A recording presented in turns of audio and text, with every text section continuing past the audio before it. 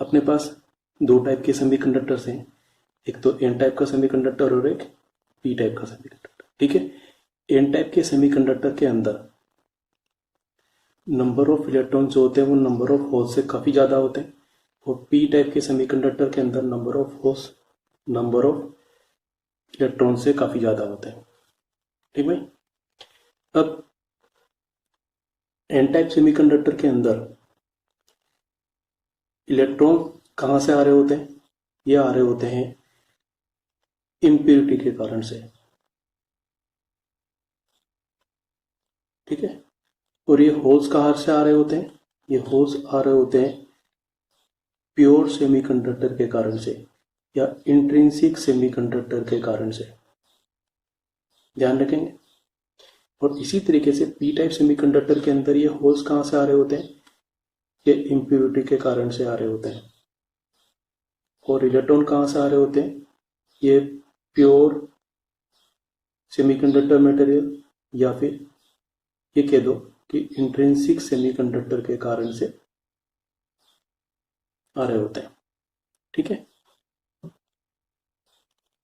यहाँ पे ये बात ध्यान रखने की है। ऐसा नहीं सोचना है कि इसमें खाली इलेक्ट्रॉन ही होते हैं, होल नहीं होते, और इसमें खाली होल ही होते हैं, इलेक्ट्रॉन नहीं होते, ऐसा नहीं होता।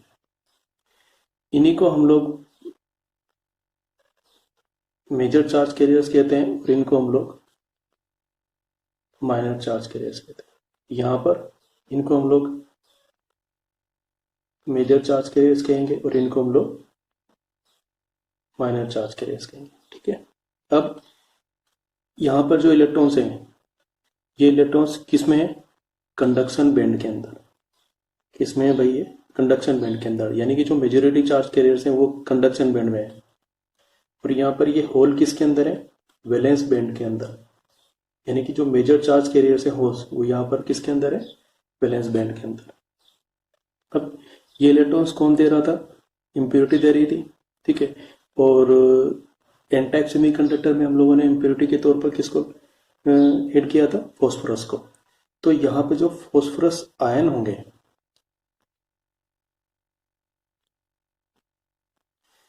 फॉस्फोरस आयन, ये नंबर ऑफ इलेक्ट्रॉन्स के इक्वल होंगे।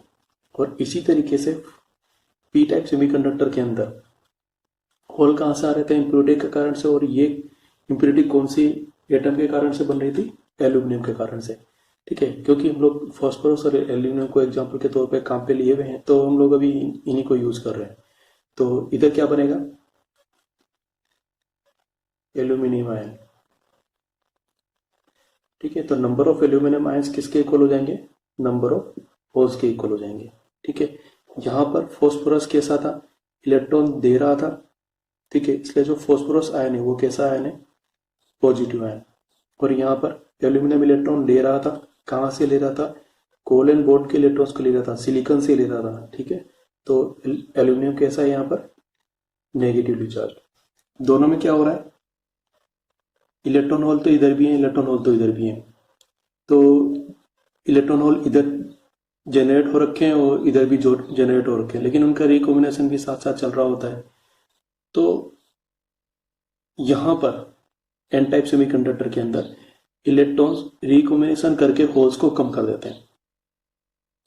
ठीक है, इलेक्ट्रॉन्स रिकॉम्बिनेशन करके होल्स को कम कर देते हैं, मतलब majority charge carriers minority charge carriers को रिड्यूस कर रहे हैं। इसी टाइप से यहाँ पर रिकॉम्बिनेशन के कारण से होल्स इलेक्ट्रॉन्स को कम कर देते हैं। ठीक है, मतलब फिर से majority charge carriers minority charge carriers को रिड्यूस कर देते हैं। तो जब हम लोग एक्सट्रिंसिक सेमीकंडक्टर बना रहे हैं, तो दोनों केसेस के अंदर majority charge carriers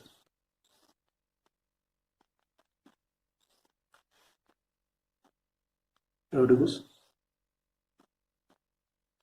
number of minority charge carriers। यहाँ पे ये मतलब है इसका, ये एग्जाम के पॉइंट ऑफ व्यू से स्टेटमेंट काम का है हमारा। दोनों टाइप के सेमीकंडक्टर में product of electrons and hole concentration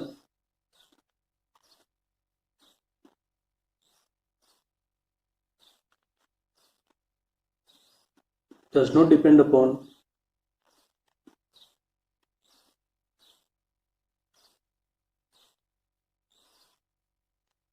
the impurity, doping, और इसके लिए हम लोग एक बहुत अच्छा सा फॉर्मूला कहाँ पे लेते हैं जो हम लोग कई जगह पढ़ चुके होंगे, वो ये Ni multiplied by NH is equal to Ni²। ये फॉर्मूला हम लोग कुछ ऐसे न्यूमेरिकल आते हैं तो वहां पर इनको हम लोग यूज करेंगे, और इसको हम लोग दरअसल मास एक्शन लॉ बोलते हैं।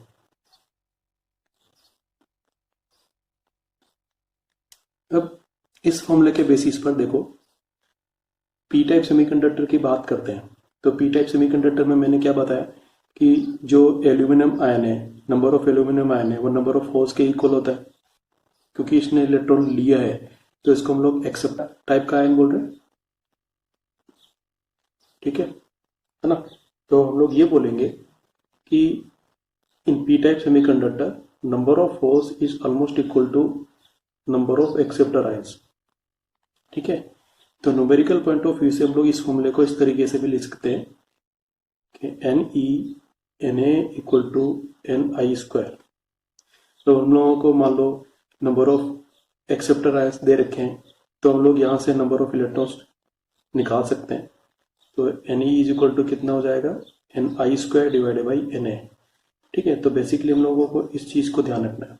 इसी टाइप से एन टाइप सेमीकंडक्टर के अंदर क्या हो रहा है, ये एन टाइप सेमीकंडक्टर के हम लोग के अंदर फास्फोरस जो है वो इलेक्ट्रॉन दे रहा था, तो एक्चुअली ये डोनर एटम बन रहा था। ठीक है, डोनर एटम बन रहा था और इसी ने सारे इलेक्ट्रॉन्स दिए हैं, तो इसके लिए हम लोग यहाँ पर बोल सकते हैं कि Ne is equal to Nd, number of donor atoms. ठीक है, जो हम लोगों ने यहाँ पे लिखा है। अब इसी को हम लोग यहाँ पर यूज करते हैं तो हमारे पास में बन जाता है Nd to NH equal to Ni², और यहाँ से हम लोगों को NH की जरूरत पड़ती है तो हम लोग NH इस तरीके से कैलकुलेट कर सकते हैं, Ni² डिवाइडेड बाई Nd। अब एक और इम्पोर्टेंट चीज है कि दोनों टाइप के सेमीकंडक्टर में number of major charge carriers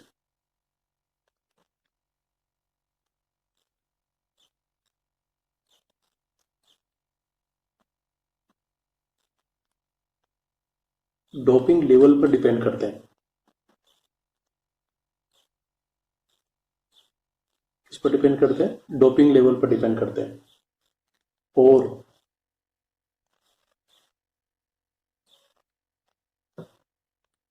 ये टेम्परेचर पर डिपेंड नहीं करता।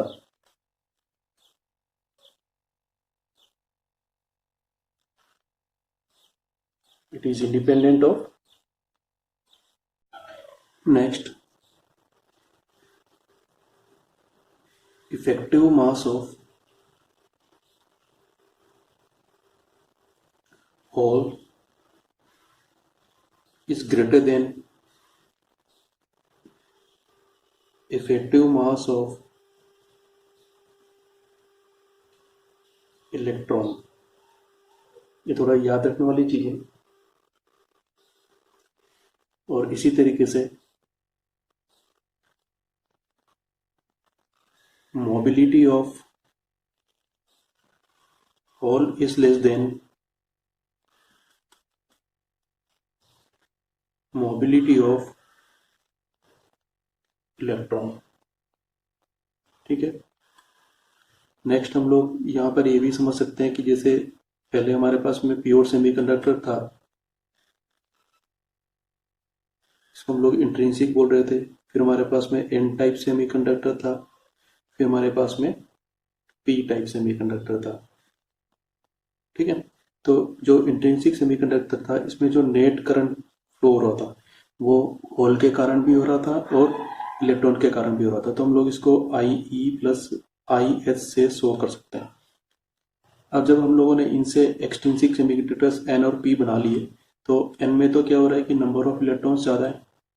ठीक है, और नंबर ऑफ होल्स कम है, तो जो नेट करंट हमारा फ्लो हो रहा है वो बेसिकली फ्री इलेक्ट्रॉन्स के करंट से फ्लो हो रहा है। तो हम लोग यहाँ पर ये बोलेंगे कि जो नेट करंट है वो अप्रोक्सीमेटली इलेक्ट्रॉन के कारण से जो करंट है उसके इक्वल है। ठीक है। और इसी टाइप से पी में क्या हो रहा है, पी में number of holes number of electrons के कंपैरिजन में ज़्यादा है, तो इसमें जो नेट करंट फ्लो हो रहा है वो approximately current due to holes के इक्वल है। ठीक है। हालांकि यहाँ पर भी थोड़ा बहुत करंट होल के कारण से आ रहा होता है, यहाँ पे भी थोड़ा बहुत करंट इलेक्ट्रॉन के कारण से आ रहा होता है, लेकिन जब हम लोग स्पेसिफाई कर देते हैं एन टाइप, इसका मतलब है बेसिकली करंट इलेक्ट्रॉन्स के कारण से। जब हम लोग मेंशन कर देते हैं पी टाइप, इसका मतलब बेसिकली करंट किसके कारण से, होल के कारण से। एक हमको कभी कभी ये भी पूछता है कि फोर्थ ग्रुप में कार्बन भी आता है ना, तो कार्बन को यहाँ पर क्यों नहीं यूज करते हैं एज ए सेमीकंडक्टर। ठीक है, सिलिकॉन और जर्मेनियम हम लोग काम में ले रहे हैं। मैंने पहले भी कहा था कि कार्बन में क्या हो रहा होता है कि कार्बन के अंदर जो इलेक्ट्रॉन्स हैं वो इलेक्ट्रॉन्स टाइटली बाउंड है। ठीक है, उन इलेक्ट्रॉन्स को बाहर निकालने के लिए जो एनर्जी की जरूरत है वो इतनी ज्यादा होती है कि रूम टेम्परेचर पर अवेलेबल नहीं हो पाती। ठीक है, तो इसलिए ये इंसुलेटर के तौर पर काम करता है। इसमें हम लोग ये भी बोल सकते हैं कि कार्बन में लेटिस एनर्जी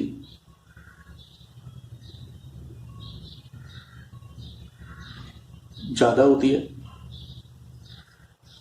और हम लोग ये भी बोल सकते हैं कि यहाँ जो एनर्जी केप होता है वो भी ज्यादा होता है।